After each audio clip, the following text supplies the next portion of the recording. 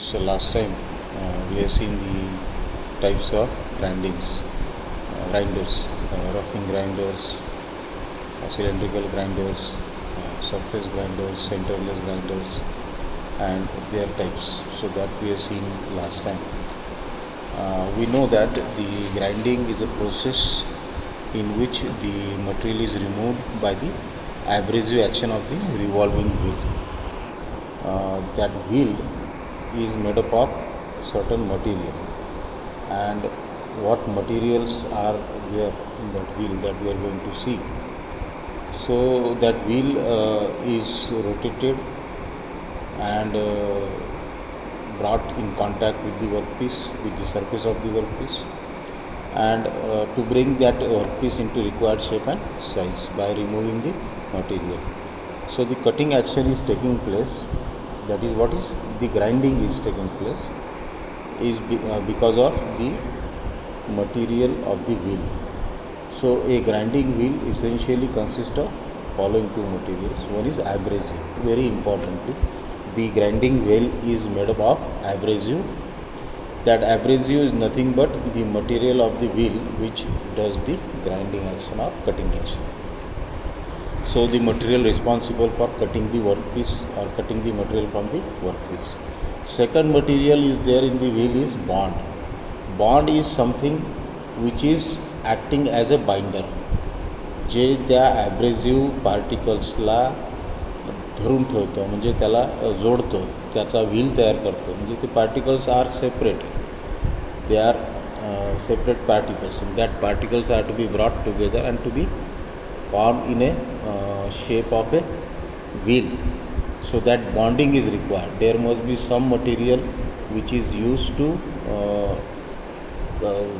bond or act as a binder in between the grains or the particles of the abrasive. So the material of the grinding wheel acts as a binder to hold the abrasive grains together. So that is what is bond. So these two things are there in the grinding wheel, abrasive and bond. Then we have seen abrasive materials. So what sort of abrasive material we are using? There are natural and artificial or manufactured abrasives. So that we will see in detail. So these are extremely hard materials. खूप hard असते ते material, ते जे particles असतात ते consist of very small particles called as grains. त्याला काय म्हणतो आपण? Grains, which carry a number of sharp cutting edges and corners. So that particles or that grains, abrasive grains, every individual abrasive grain is having the sharp cutting edge and corner. So that will act as an abrasive. So abrasives are of two types, natural and artificial. What are natural abrasives? What are artificial abrasives? That we are going to see. Natural abrasives are obtained directly from the mines. So it is extracted from the earth. जमिनीतल्या खाणींपासून आपण ते abrasives मिळवतो, natural abrasives. The common natural abrasives are sandstone, emery, corundum, quartz, diamond. That already we have seen last time. The sandstone is use for sharpening some wood working tool. Sandstone जे आहे हे ॲब्रेझिव्ह तेवढं hard राहत नाही, म्हणजे मेटलसाठी वगैरे use होत नाही. सॉफ्ट मटेरियल असेल वूडसारखं तर त्याच्यावर आपण सँड स्टोन यूज करतो as a grinder. Then emery and corundum are the material which were formally use widely but now been replace almost completely by the artificial abrasives. आता काय झालं की ज्या माइन्स अर्थमधले जे रिसोर्सेस आहेत ते कमी कमी होत गेले, किंवा त्याला एक्स्ट्रॅक्ट करणं, त्याला काढणं, त्याला बाहेर काढणं, ते यूजमध्ये आणणं हे खूप कॉस्टली प्रोसिजर व्हायला. म्हणून आता आर्टिफिशियल ॲब्रेझिव्स जे करणं सोपं आहे, किंवा कमी किमतीत आणि कमी पैशामध्ये किंवा लो कॉस्ट ते होऊ शकतं. So it is preferred artificial grinders और artificial manufactured grinders. Artificial abrasives are used, so that are replaced almost all the natural abrasives. Diamond जो आहे तो खूप कॉस्टली असतो, आणि डायमंड चं काम डायमंडच करतो. म्हणजे काही गोष्टी अशा आहे ज्याला कट करताना फक्त डायमंडच यूज करावा लागतो. तर तो त्या प्रिसाईज वर्क असेल, खूप ॲक्युरेसी पाहिजे असेल, मटेरियल खूप हार्ड आहे, जिथं आपण दुसरा ॲब्रेझिव्ह यूज करू शकत नाही, त्या ठिकाणी आपल्याला डायमंडच यूज करावा लागतो. सो मॉडर्न ग्राइंडिंग प्रोसेसेसमध्ये काही ठिकाणी जिथे खूप सॉफिस्टिकेटेड वर्क असेल, प्रिसिजन ॲक्युरेसी खूप जास्त महत्त्वाची असेल, त्या ठिकाणी डायमंड आपण यूज करू शकतो. So it is largely used for dressing the grinding wheels. आता ग्राइंडिंग व्हील्सचं dressing, so after a period of time due to wear and tear, due to friction, due to heat, that grinding wheels are subjected to wear and tear, and they are required some sharpening or dressing, it is known as in this language. ग्राइंडिंगच्या लँग्वेजमध्ये त्याला dressing म्हणतो आपण. त्या grinding व्हील्सला त्याचा जो surface आहे, जिथे आपल्याला ग्राइंडिंग करायचं आहे जिथून, त्या सरफेसला ड्रेसिंग करणं. जसं आपण म्हणतो की जातं किंवा चक्की, जी चक्की असते दळण दळण्याची, ती काही दिवसानंतर ती चक्की ब्लंट होते आणि दळण बरोबर येत नाही. मग काय करतो तो, की त्याला ड्रेसिंग करतो. त्याला आपण टाकवणं म्हणतो शुद्ध मराठी. जातं टाकवलं किंवा चक्की टाकवलेली आहे, तर तो काही दिवस दळण आपल्याला म्हणतो की बा आता आजच टाकवलेली आहे, तर तुम्ही म्हणजे त्याच्यात जो त्या व्हील्सचे काही पार्टिकल्स तुमच्या दळणात जाऊ शकतात, म्हणून तेव्हा आपण ते दळण 2-3 दिवस अवॉइड करतो. So in the same manner that grinding wheels are to be dressed or are to be resharpen after a period of time, आणि त्याच्यासाठी यूज होतो diamond. So it is largely use for dressing the grinding wheels and as an abrasive for grinding hard materials. So जिथे गरज आहे, जिथे खूप hard material आहे, surface finishing खूप प्राईम इम्पॉर्टन्स आहे, सॉफिस्टिकेटेड वर्क आहे, आणि ग्राइंडिंग व्हील्सला शार्पनिंग करायची गरज आहे, तर त्या केसमध्ये we use diamond as a abrasive. Then there are artificial abrasives. They are manufactured under controlled conditions in closed electric furnaces in order to avoid the impurities and to achieve necessary temperature for the chemical reactions to take place. तर हे produce करताना electric फर्नेसमध्ये आपण ते produce करतो. So bond आणि ते material हे एकत्र करून we manufacture the wheels. How this artificial abrasives and what are the artificial abrasives that we are going to see in detail. One is silicon carbide, very commonly used, SiC it is known as. Second is aluminum oxide. Artificial diamonds are also there, because the natural diamonds are very costly and very rare to get availed, so that's why artificial diamonds are there. So one is silicon carbide, that is SiC. So it is made up from silicon dioxide or pure white quartz, coke, sawdust and salt. So हे material आहे, silicon dioxide, coke, sawdust and salt. These constituents are mixed together. हे सगळ्यांना mix केलं जातं, sawdust, salt, coke आणि silicon dioxide, and piled up around a carbon electrical conductor of a resistance type of electric furnace. त्याला त्या कंडक्टरच्या भोवती असं त्याला त्याच्यावर चढवतात, त्या मटेरियलला, त्या कंडक्टरच्या भोवती.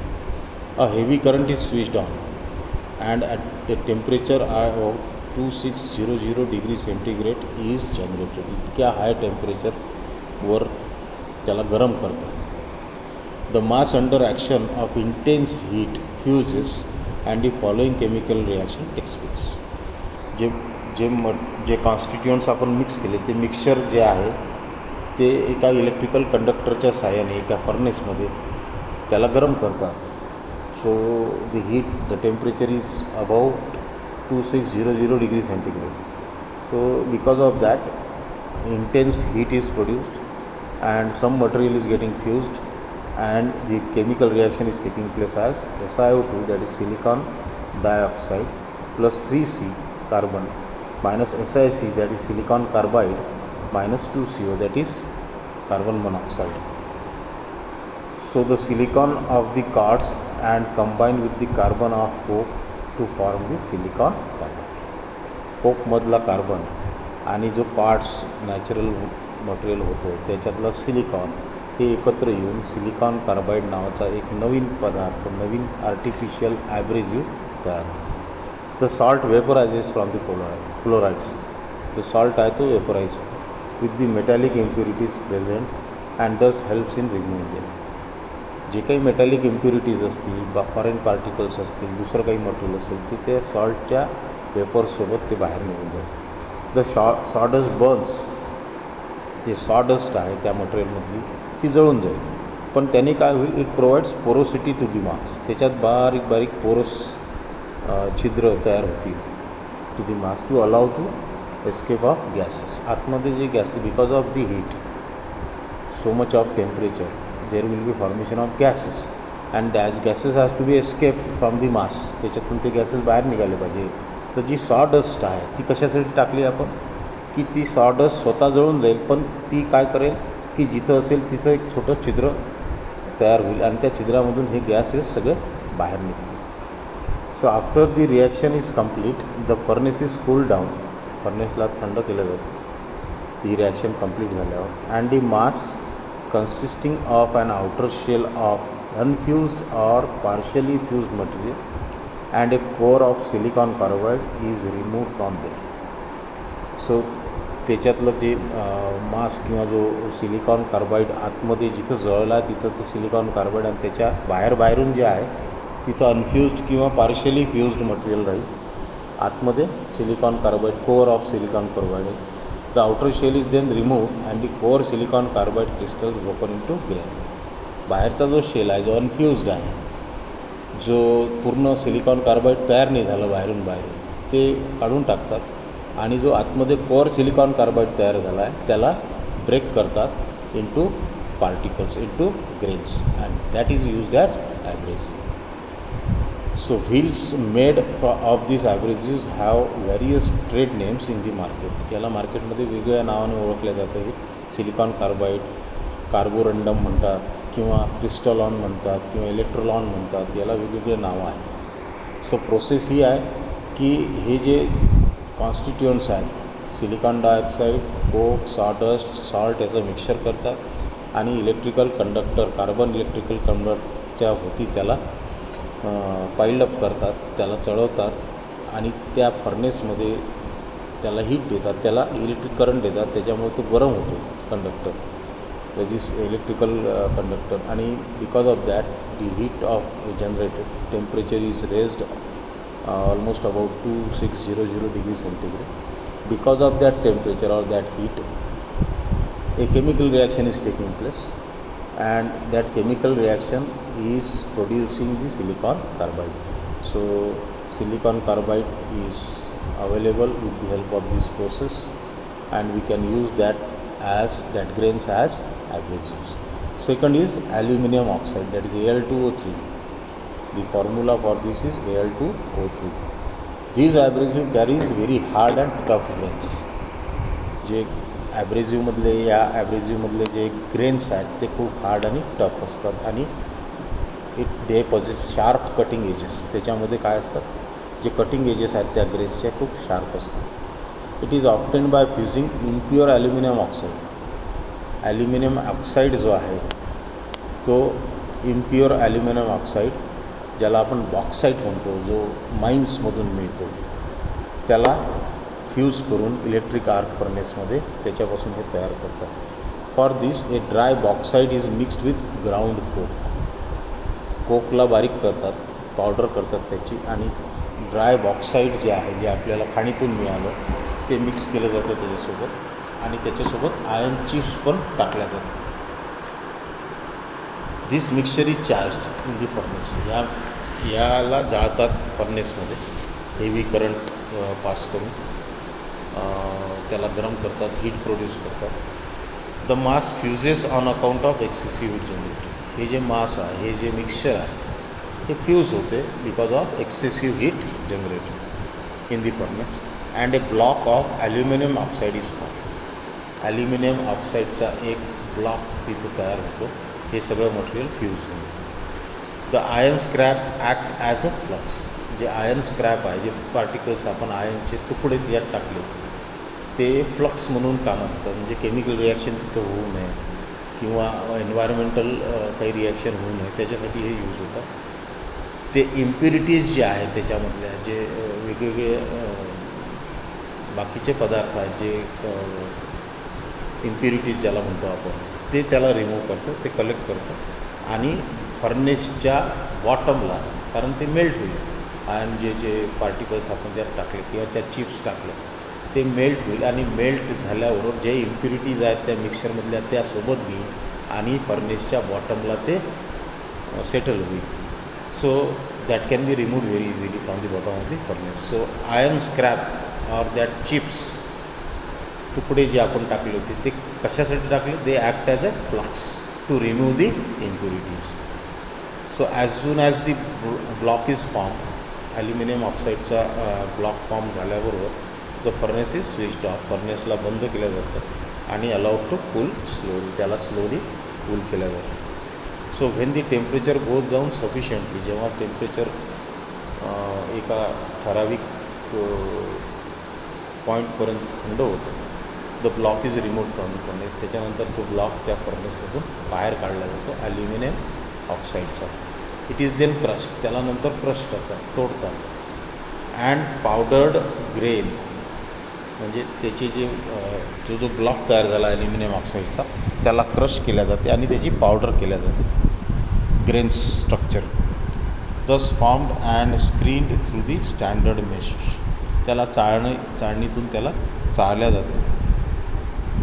These grains are not as hard as those for silicon carbide, silicon carbide एवढं हार्ड नसतात हे, but on account of being less brittle than the latter, या सिलिकॉन कार्बाईडपेक्षा हे कमी ब्रिटल असतं, म्हणजे तुटत नाही लवकर.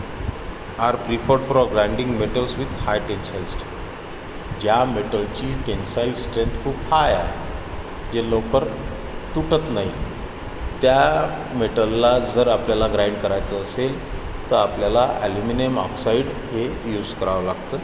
Because of it is less brittle than silicon carbide. Silicon Carbide हे लवकर तुटू शकतात ग्रेन्स, पण ॲल्युमिनियम ऑक्साईडचे ग्रेन्स लवकर तुटणार नाही, they are less brittle. The common trade names, याला मार्केटमध्ये या नावांनी, वेगवेगळ्या नावांनी ओळखल्या जातात, की the common trade names of these abrasives are alundum, aluminium oxide, aloxite or बोरोलॉन.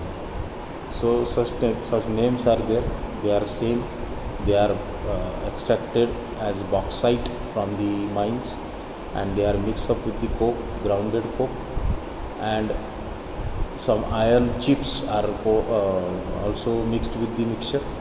Then the electric furnace, in the electric furnace this mixture is charged, because of high heat it get fused, the impurities is removed by the iron chips, get settled at the bottom of the furnace, and the block of aluminum oxide is formed. That after cooling, that block is removed, crushed, and then with the help of some screening we can get the grains of the aluminum oxide. So it has got a white aluminum oxide is a special form of above average. याच्यातला एक special form आहे, त्याला पांढऱ्या कलरचा white aluminium oxide. It has got a tendency to fracture more quickly than the above. Presently new and sharper cutting edges to the work. White aluminium oxide जो आहे तो लवकर, तो थोडा ब्रिटल असतो, लवकर फ्रॅक्चर होऊ शकतो. This abrasive is mainly selected for wheels used for grinding harden tool steel components in the tool room or production units. So ते ॲल्युमिनियम ऑक्साईड जे आहे, जे मटेरियल हाय टेन्साईल स्ट्रेंथ ज्याची हाय आहे, टूल मटेरियल आहे, किंवा एखाद्या प्रोडक्शन युनिटमध्ये हाय स्पीड स्टील किंवा हाय कार्बन स्टीलचे कॉम्पोनंट आहे, त्याला आपल्याला ग्राइंडिंग करायचं आहे. So in that situation we use aluminium oxide. So this is the second artificial grinding, or we can say averaging material used for grinding. First is silicon carbide, second is aluminum oxide, and the third is artificial diamonds. So we know that diamonds are the available in nature, they are extracted from the mines, but since their scarcity, or we can say it is not available in abundance in the earth, so to extract diamonds is it is available very rarely, and it is not at the that scale it is available. So we it is produced, can be produced artificially. The diamonds produced through artificial means are quite comparable to the natural diamonds. Natural diamonds सारखेच असू शकतात ते in their grinding characteristics, म्हणजे जे ॲब्रेझिव्ह nature आहे natural डायमंडचं, तसंच nature, abrasive nature हे आर्टिफिशियल डायमंडमध्ये पण असू शकतं, and gives normally better result than the latter. म्हणजे नॅचरल डायमंडपेक्षा पण कधी कधी चांगले रिझल्ट्स आपल्याला आर्टिफिशियल डायमंड्समध्ये मिळू शकतात. Advantages and uses of artificial abrasives. काय ॲडव्हान्टेजेस आणि युजेस आहेत ते पाहू. The control condition in the electric furnace enable uniformity in the product. जो कारण आपण पाहिलं की सिलिकॉन कार्बाईड आणि ॲल्युमिनियम ऑक्साईड हे आपण इलेक्ट्रिक फर्नेसमध्येच प्रोड्यूस करतो. So here we can control the conditions, we can control the temperature, and we can control the reaction, we can control the whole process very easily. So hence we can get the uniformity in the product. The quantity of production and supply can easily be varied according to the demands. जशी जशी demand असेल, म्हणजे material किती पाहिजे, किती grinding wheels लागणार आहे, किंवा आपला काय सेल आहे, तर त्या दृष्टीने आपण हे प्रोडक्शन कमी जास्त करू शकतो. म्हणजे आर्टिफिशियल याच्यावर, म्हणजे ते आपल्या हातात आहे प्रोडक्शन. जे नॅचरलच्या गोष्टी आहेत ते आपल्या हातात नाही आहे. तिथं एक्स्ट्रॅक्टिंग तुम्ही कधी एखाद्या वेळेस जास्त मटेरियल मिळेल, कधी कमी मिळेल. So rate of production is not in the hands of a human being if it is extracted from the mines, but if it is to be produced artificially we can control the production. So the quantity of production and supply can easily vary according to the demands. They have largely abolished the dependence on natural means to meet the growing demand of more abrasive material in the modern manufacturing processes. म्हणजे natural जे abrasives होते that are to be extracted from the mines and they are limited. Resources जे आहेत natural resources हे खूप limited आहे, आणि कोणतीही गोष्ट नेचरमधली जेव्हा आपण एक्स्ट्रॅक्ट करतो ती काही एका पर्टिक्युलर ठिकाणीच मिळते.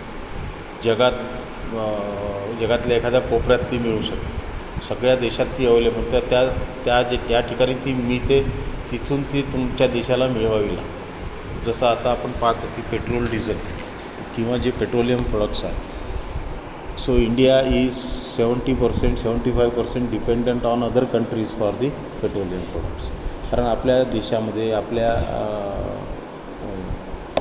तेवढ्या माइन्स नाही आहेत, तेवढ्या आपण एक्स्ट्रॅक्ट नाही करू शकत, तर त्याच्यामुळं तेवढं अवेलेबल नाही आहे आपल्या इंडियामध्ये. तो we have to export it from the other countries.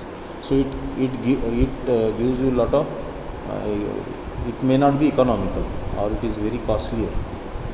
So ह्या गोष्टी can be overcome if it can be produced artificial. जर आर्टिफिशियली आपण हे प्रोड्यूस करू शकत असू तर ह्या गोष्टी आपण कुठेही तयार करू शकतो आणि कधीही तयार करू शकतो, लागेल तेवढ्या तयार करू शकतो. सो नॅचरल रिसोर्सेसवर डिपेंडंट कमी राहत. So artificial abrasives nowadays they are almost replaced the natural abrasives because of all these advantages. So they have largely abolished the dependence on natural means to meet the growing demand of more abrasive in the modern manufacturing processes. The selection of particular abrasive is governed by many factors like hardness, toughness and other properties. आता material कोणतं तुम्हाला grind करायचं आहे किंवा कोणत्या मटेरियलवर तुम्हाला grinding करायचं आहे त्याच्यावर पण डिपेंड राहतं. हार्डनेस किती आहे त्याची, टफनेस किती आहे. So all this is required to be studied first and then we can go for the abrasive material which can be advantageous for grinding that sort of material. So जसं इथे एक table दिलेला आहे ज्याच्यामध्ये दाखवलेलं आहे की कास्ट आयर्न जर असेल तर सिलिकॉन कार्बाईड आपण यूज करायला पाहिजे. सॉफ्ट ब्रास किंवा ब्रॉन्झ असेल, पितळ किंवा तांबं ज्याला म्हणतो, तर सिलिकॉन कार्बाईड आपण यूज करायला पाहिजे. ग्लास किंवा स्टोन असेल तरी सिलिकॉन कार्बाईड यूज करायला पाहिजे. ॲल्युमिनियम असेल, कॉपर असेल तरी आपण सिलिकॉन कार्बाईडच त्याला रेकमेंडेड आहे. रबर असेल तरी सिलिकॉन कार्बाईड, लेदर असेल, प्लास्टिक असेल तरी सिलिकॉन कार्बाईड आपण त्याला यूज केलं पाहिजे. ते रेकमेंडेड आहे. It will be best suitable for this sort of material for grinding. But if heat treated carbon or alloy steel is there, then we recommended abrasive is aluminum oxide because of their toughness. Malleable iron असेल किंवा hard brass or bronze असेल, hard पितळ किंवा bronze असेल, hardness जास्त असेल त्याची, तर ॲल्युमिनियम ऑक्साईड आपण. Mild steel or wrought iron असेल तरी aluminium oxide. So depending on what sort of material you are grinding, you can go for the choice of your abrasive. So what abrasive we can use, what grinding wheel you can use is depending on the material to be ground. So this is what is the abrasives which we are using in the grinding wheels, manufacturing of grinding wheels. And the grinding wheel is made up of abrasive particles, abrasive grains and the bond. दोनच गोष्टी असतात त्याच्यात. ॲब्रेसिव्ह grains असतात आणि bond असतो. Bond म्हणजे ते त्याला धरून ठेवतो, त्याचं व्हील तयार करतं. And it gets the shape of the wheel and all the particles or all the grains of the abrasives are bonded together with the help of that bond. What are the types of bonds that we are going to see next? So this is the abrasive, natural abrasives which are available or which are extracted from the mines. त्याच्यानंतर artificial abrasives. So we have seen this in detail, natural abrasives and artificial abrasives, how this artificial abrasives are manufactured and what are the advantages of artificial abrasives. Why nowadays the artificial abrasives replacing all the natural abrasives. So what are the reasons behind that and how they are advantages, that also we have seen. So next time we'll see the types of bonds or the bonds or the material which are used for binding the abrasive grains together to form a grinding wheel. Thank you.